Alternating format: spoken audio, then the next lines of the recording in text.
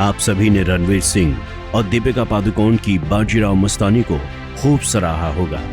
Film के किरदारों को तो पसंद किया ही होगा, लेकिन साथ ही साथ मराठा साम्राज्य को बुलंदियों पर ले जाने वाले बाजीराव मस्तानी की प्रेम कहानी भी आपके दिल को छू गई होगी। लेकिन आखिर कहानी के बाद क्या हुआ?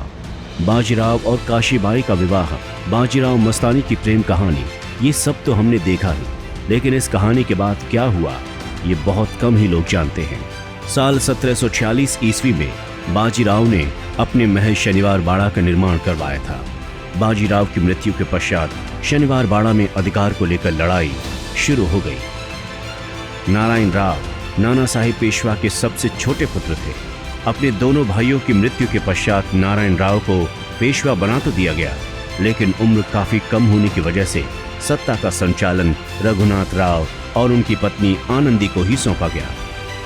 रघुनाथ राव यानी राघोबा और उनकी पत्नी के भीतर सत्ता का लालच हिलोरे मार रहा था।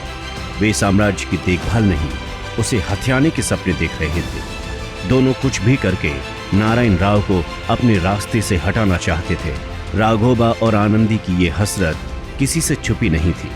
कुछ ही समय में नारायण राव को भी अपने चाचा की मंशा पता चल गई। उन्होंने अपने चाचा रघुनाथ राव को महल के भीतर ही नजरबंद करवा दिया। रघुनाथ राव और उनकी पत्नी इस बात से बहुत क्रोधित हुए। वे अब देर नहीं कर सकते थे। उन्होंने भील सरदार सुमेर गर्दी को पत्र लिखकर नारायण राव को गिरफ्तार करने के लिए बुलवाया। लेकिन आनंदी अपने पति रघुनाथ राव से भी 2 कदम आगे थी। उसके पत्र में गिरफ्तारी नहीं बल्कि नारायण राव की हत्या करने का हुक्म जारी किया गया। सुमेर सिंह और नारायण राव के संबंध पहले से ही अच्छे नहीं थे, इसलिए सुमेर सिंह को भी बदला लेने का एक अच्छा अवसर मिल गया। सुमेर सिंह ने नारायण राव पर जरा भी रहम नहीं बरता। उसने शनिवार बाड़ा में घुसकर नारायण राव पर आक्रमण कर दिया। नारायण राव अपनी जान बचाने के लिए महल के कोने कोने में भागे। काका माला बचावा चिल्लाते हुए वो अपने चाचा को पुकारते रहे, लेकिन मदद के लिए कोई भी नहीं आया। मात्र 18 साल की उम्र में नारायण राव सुमेर सिंह की तलवार की भेंट चढ़ गए। साल 1818 तक की महल पेशवाओं के ही हाथों में रहा, लेकिन साल 1828 में इस महल में आग लग गई थी, जिस कारण शनिवार बाड़ा का एक बड़ा हिस्सा जलकर खाक हो गया था। यह आग कैसे लगी, क्यों लगी, कोई नहीं जानता, लेकिन स्थानीय लोगों का कहना है कि हर अमावस की रात इस महल से किसी के करहाने की आवाज आती है। कोई मदद के लिए पुकारता है, लेकिन कौन ये कोई नहीं जानता।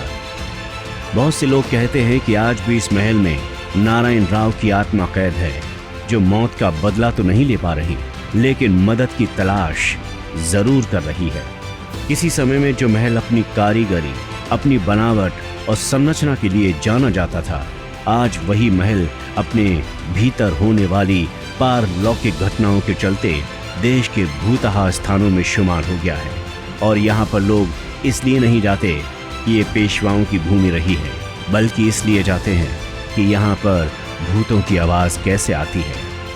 भारतीय इतिहास में इस तरह की कई स्थान हैं जो गर्व करने वाले हैं, लेकिन उनका रूप बदलकर या तो साजिश के चलते या किसी अन्य कारण से लोगों को उससे दूर कर दिया गया और उस स्थान से आस्था को बिल्कुल खत्म कर दिया गया। आपको क्या लगता है, क्या शनिवार बाड़ा आज भी भूतों की कैद में है, या फिर सरकार को इसको साफ और सुथरा बनाकर इसे ऐतिहासिक घोषित करके इसका पालन पोषण करना चाहिए, ताकि हमारे देश के लोग भी उन महान वीरों की कहानी सुन सकें जिन्होंने देश की रक्षा के लिए सब कुछ न्यौछावर कर दिया।